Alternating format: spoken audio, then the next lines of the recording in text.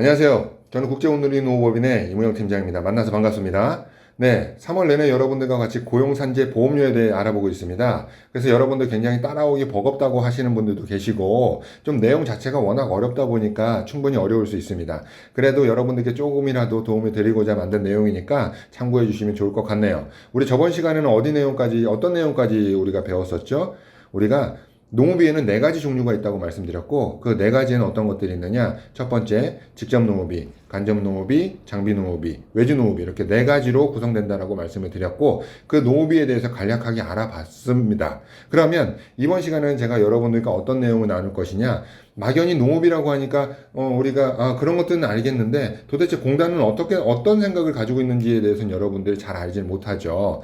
그러면 우리가 나름대로 농업비를 산정했어도 우리가 잘했다라고 자신할 수 있는 건 근로복지공단에서 조사를 받을 때에도 공단의 생각과 나의 생각이 일치했을 때, 일치하진 않더라도 거의 비슷했을 때 우리가 잘 이해하고 있다라고 우리는 가정할 수 있습니다. 그러면 만약에 오늘 농업비에 대해서 조금 더 자세히 배워볼 건데요. 만약에 여러분들 회사가 근로복지공단으로부터 이 고용산재보험료 확정 정산에 대한 조사를 받게 되시면 거기에 대해서 공단은 어떤 생각을 가지고 농업비를 발췌하는지에 대해서 실물을 가지고 한번 살펴보도록 하겠습니다. 굉장히 중요한 내용이고 어디서도 들을 수 없는 내용이니까 집중해 주시기 바랍니다. 자, 그럼 들어가도록 하겠습니다. 자, 이 내용이 무엇이냐? 이거는 실제로 우리 건설회사 중 제가 이제 관리해드리는 건설회사 중 하나가 근로복지공단의 조사 징수를 받은 내용입니다. 그리고 거기에 따라서 근로복지공단은 우리 전체 계정별 원장을 이런 식으로 정렬을 해놓고요. 이런 식으로 정렬을 해놓고 여기서 농업비에 해당하는 것들을 발췌해내게 됩니다. 제가 말씀드렸다시피 농업비에는 네 가지 요소가 있는데 그 네 가지 요소를 발췌하는 기본 서류가 되겠습니다. 한마디로 말씀드리면 전체 우리가 1년 동안 혹은 3년간 조사가 나왔다고 하면 1년 내지 3년 동안 받았던 전체 매입장을 기준으로 조사를 받는 거예요. 자, 그러면 이건 매입장의 축소판이니까 여러분들 한번 같이 보실게요. 자, 보시면 국제농우종합건설의 타 계정 중 왜 타계정이라는 말을 썼을까요? 여기서 근로복지공단이 발췌해내고자 하는 주요한 내용은 외주비입니다. 기본적으로. 그러니 외주비 계정 외에 타 계정이 되겠죠. 타 계정에 외주공사비가 있는지 발췌해냈다라는 그런 제목이 되겠습니다. 그럼 타 계정은 공단이 어떤 것들을 이 회사는 받는지 한번 같이 살펴보실게요. 자, 원재료비가 들어갔고요. 잡자재대가 들어갔네요. 지급수수료, 장비 사용료, 장비 사용료분 이런 식으로 쭉 들어가 있습니다. 물론 회사에 따라서 우리 건설업체에 따라서 이거보다 더 다양한 계정들이 여기에 들어갈 수 있겠죠. 그렇지만 우린 이걸 기준으로 한번 보도록 할게요. 그럼 과연 이 계정들에서 어떤 것들을 보는지는 그 위쪽을 보면 알 수 있겠네요. 첫 번째 공사, 두 번째 장비 사용료, 세 번째 보수, 이 세 가지를 발췌해내고자 합니다. 자, 그러면 이 세 가지를 발췌해내는데 어떤 내용들로 어떻게 발췌해내는지 한번 내용들을 보면서 살펴보도록 할게요. 먼저 재료비부터 같이 볼까요? 원재료비라고 돼 있죠. 자, 여기 보시면 완충제 설치공사라고 돼 있네요.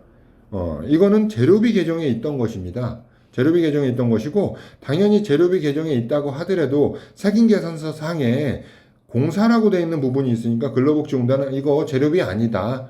이거 공사하기 때문에 외주비로 봐야 된다라고 해서 쭉 옆에 보시면 공사입니다 라고 근로복지공단이 체크해 놓은 걸 알 수 있습니다. 그럼 계속해서 볼게요. 두 번째 걸 보시게 되면 바닥재라고 되어 있네요.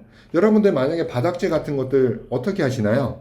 물론 사실상 여러분들이 이거를 바닥재만 사왔을 수도 있고 혹은 바닥재를 설치하고 시공하는 업체한테 의뢰를 하셨을 수도 있는데 어찌됐든 간에 결과론적으로 이 업체는 세금계산서상에 바닥재라고 적어서 처리가 된 거예요. 근데 근로복지공단은 이걸 놓치지 않고 공사라고 발췌를 한 상황이죠. 여러분들 회사였으면 어떠셨을 것 같나요? 바닥재라고 이제 재료비로 넣었을 것 같다고요? 그러면 재료비로 들어간 거에 대해서 공단은 어떠한 기준을 가지고 굳이 자재비라고 써 있는 거에 대해서 발췌를 했는지 한번 볼게요. 쭉 그 내용을 확인하시려면 옆으로 가시면 됩니다. 역시 마찬가지로 공사비로 발췌를 했고요. 쭉 가시면 건설업종 적용이라고 되어 있네요. 이게 무슨 뜻이냐면 이 바닥재를 거래한 이 거래처가 제가 지금 그 정보 내용 때문에 좀 가려는 놨지만 이 거래처에 여기 보시면 사업자 등록번호가 있습니다. 이 거래처의 사업자 등록번호를 조회했더니 이 회사는 건설업종이더라 라는 겁니다. 사업자 등록번호를 조회했더니 이 회사의 업종 및 업태에 건설 혹은 하도급 혹은 인테리어 공사 이런 게 들어있을 수 있겠죠. 그런 건설업을 하는 업체더라 라고 해서 건설업을 하는 업체한테 굳이 니네들이 자재를 샀다고 우리는 의심할 거야 라는 취지에서 공단은 일단 이거 공사라고 발췌해 놓은 겁니다. 그러면 이어서 공단이 오케이 사업자 등록증을 보고 업태와 종목을 보고도 발췌할 수 있구나 라는 거 여러분들은 알 수 있었어요.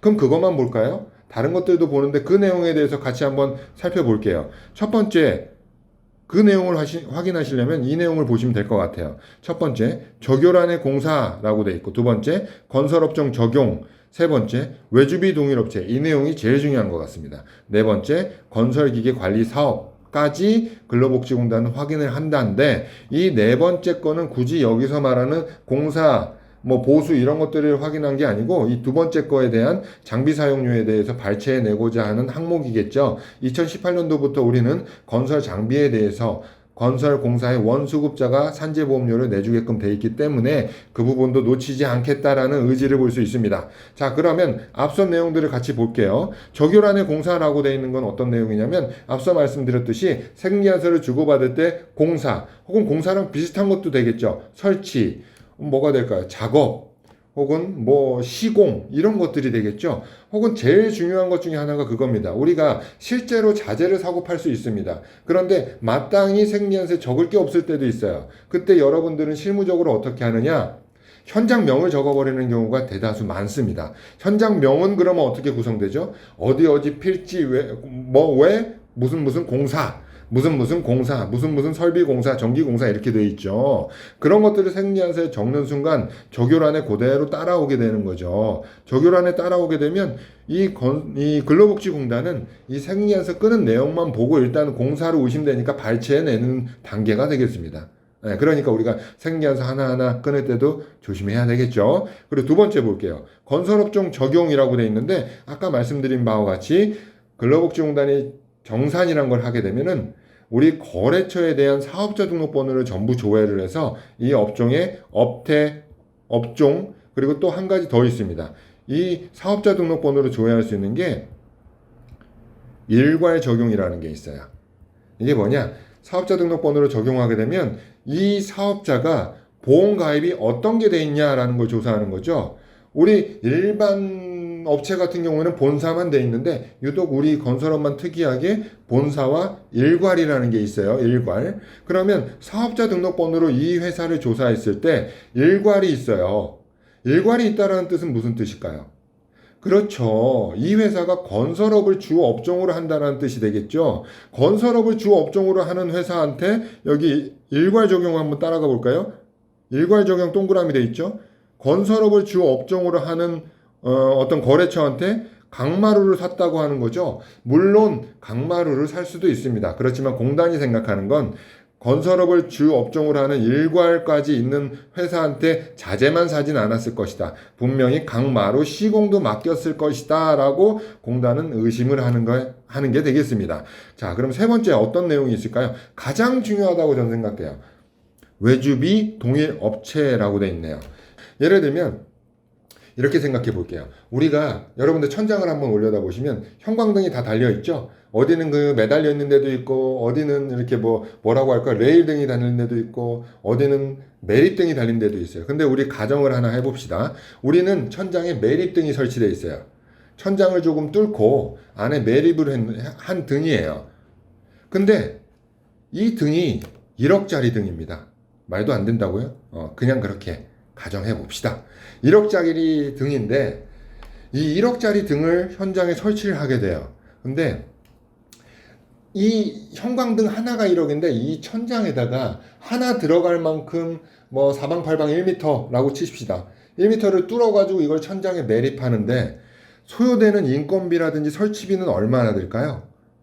저는 넉넉 잡아 한 100만 원이면 충분히 뒤집어 쓴다고 보는데 이견 없으시죠? 그렇습니다. 1억 중에 100만 원만 설치비 및 인건비가 되는 거겠죠. 그럼 이거의 자재대는 얼마죠?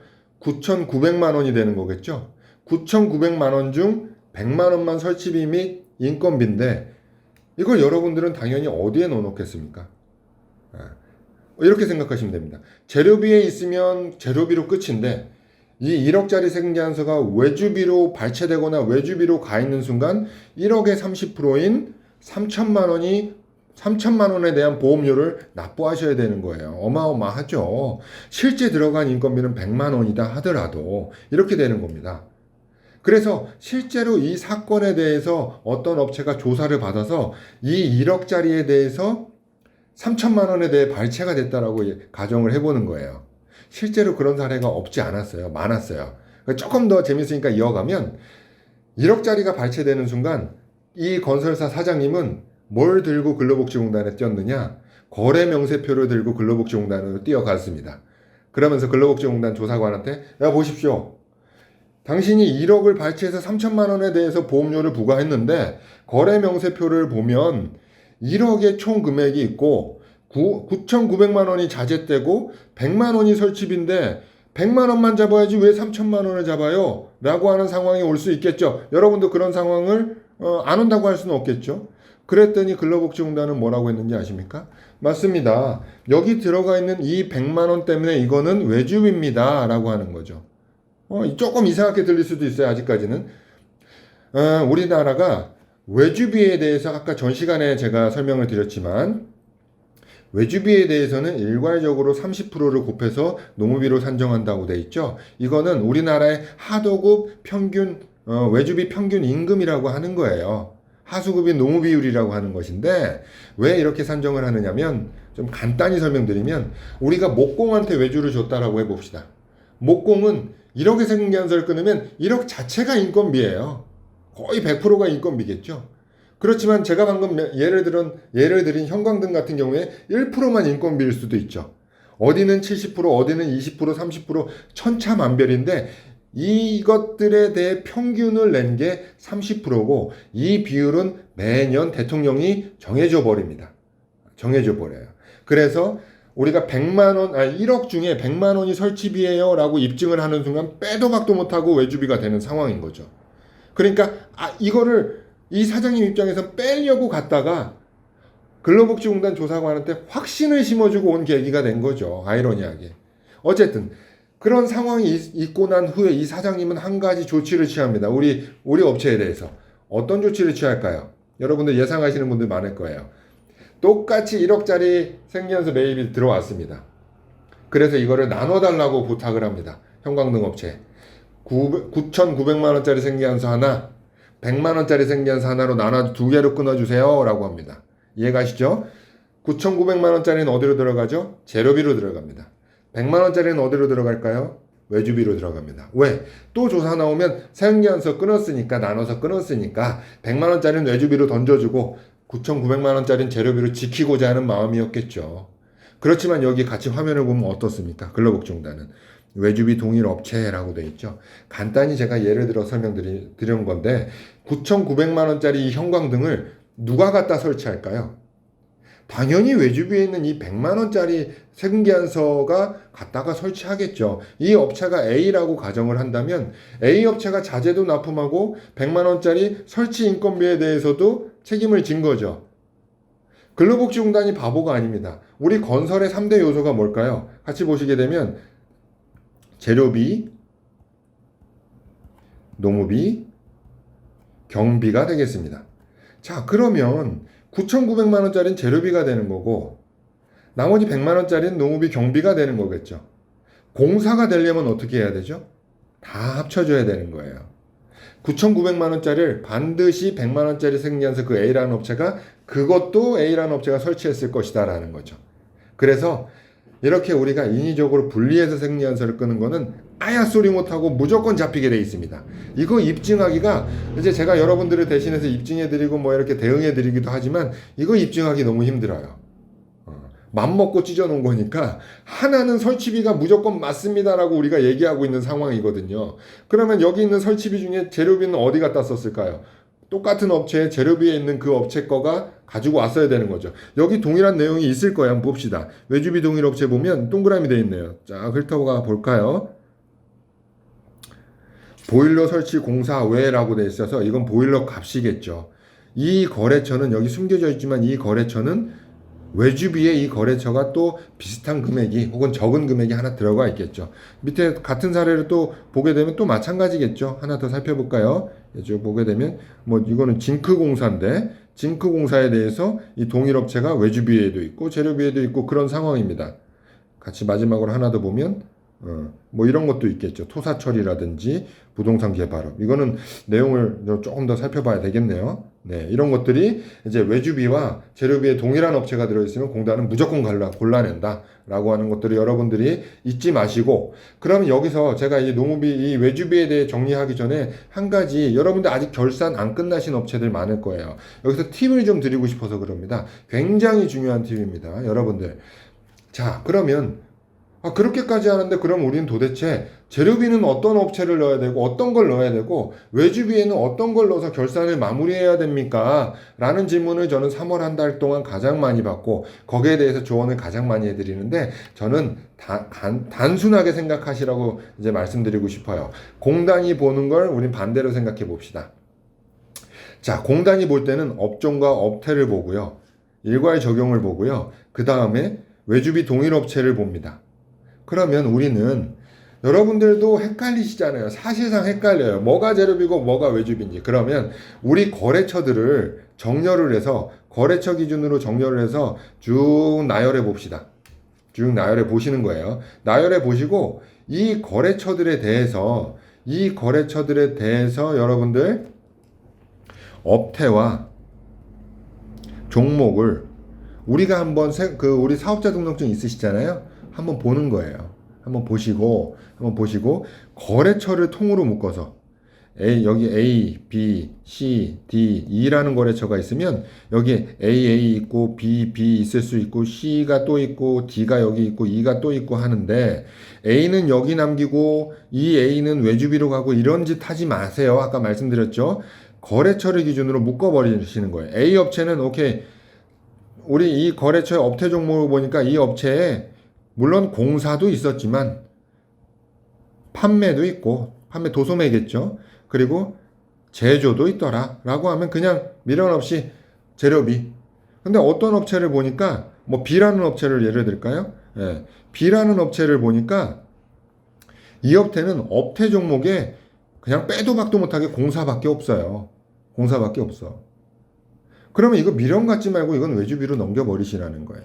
가장 흔한 예가 여러분들 가장 많이 재료비에 들어가 있는 것 중에 빼박인 게 하나 있어요. 대표적인 게 엘리베이터입니다. 엘리베이터. 아무튼 그런 것들, 빼박인 것들은 그 거래처를 중심으로 외주비로 넣고, 그리고 이건 재료비일 수도 있고 재료비 성격이 강하다, 뭐 재료비다라고 생각하시는 것들은 세금계산서 기준으로 넘기지 마시고 그 거래처를 통으로 전체를 다 재료비에 놓으시는 걸 저는 적극 추천을 드리고 있습니다. 그래서 그런 식으로 여러분들 결산 마무리하시기 적극 권장해 드리고 있습니다. 자, 그래서 계속해서 볼까요? 그래서 근로복지공단은 이와 같은 기준을 가지고 우리 업체의 외주비, 농업비, 장비 사용료를 발췌해내고 있다라는 걸 이번 시간에 여러분들께 굉장히 주요 사안으로 말씀드리고 있고요. 그럼 우리가 이번 보험료, 여러분들 3월달에 보험료 정산하실 때도 이와 같은 비슷한 기준으로 우리 회사의 보험료를 먼저 산정해 보는 게 맞겠죠. 인건비를. 종합건설사들은 원화도구 구분하실 필요 없어요. 이것만 하신 다음에 여기 나와 있는 인건비를 직접 농업비는 그대로, 여기서 외주 농업비로, 외주 공사비로 나와 있는 것들은 30% 해서 이 금액 더해가지고 그냥 보수총액에 넣기만 하면 되는 거예요. 그래서 이게 제일 중요한 겁니다. 그래서 이 내용을 여러분들 확인하시고 FM대로 맨 먼저 FM대로 한번 산정해 보시길 저는 간곡히 부탁드려요. 그런 다음에 FM 보험료를 사장님께 보고하시고 그 다음에 사장님이랑 두 분이 상의하셔서, 야, 이건 재료비가 아니야? 야, 이걸 뺄 수 있지 않아? 이건 나중에 입증할 수 있지 않아? 이런 것들을 논의하셔서, 혹은 야, 지금 너무 보험료 너무 많아, 그냥 줄일래 라고 하는 것들을 그 차후에 여러분들 산정하시는 게 옳은 방법이겠죠. 그런 식으로 여러분들 현명하게 보험료 산정을 하길 바라면서 연이어서 조사 얘기가 나왔으니까 그럼 이런 것들이 공단은 무자비하게 발췌를 했을 때 우리는 어떤 것들로 이거에 대해서 반박해야 됩니까? 라고 한다면 이게 빨간 줄로 돼 있죠. 외주 공사성을 부정하는 계약서, 거래내역서, 견적서 등을 내용에 맞게 제출하면 됩니다. 라고 하는 거예요. 그래서 아까 제가 1억짜리 예를 들었을 때 사장님이 그 거래내역서 들고 공단으로 뛰었다고 했죠. 요것 때문에 입증하려고 갔다가 제대로 된 지식이 없는 상태에서 들고 갔다가 외려 뒤통수 맞은 격은 되긴 했지만요. 어쨌든 오늘은 보험료 산정에 있어서 가장 중요한 인건비는 어떻게 산정되는가, 근로복지공단은 어떤 생각을 가지고 있는지에 대해서 우리 한번 알아보는 시간을 가졌어요. 그러면 다음 시간은 이어가지고 이 산정된 것들을 어떻게 원화도구 비율에 우리가 곱해서 보수총액으로 최종적인 결론이 나오는지 그런 것들에 대해서 우리가 살펴보는 시간을 가질게요. 여러분들 끝까지 시청해 주셔서 감사합니다. 다음 시간에 봬요.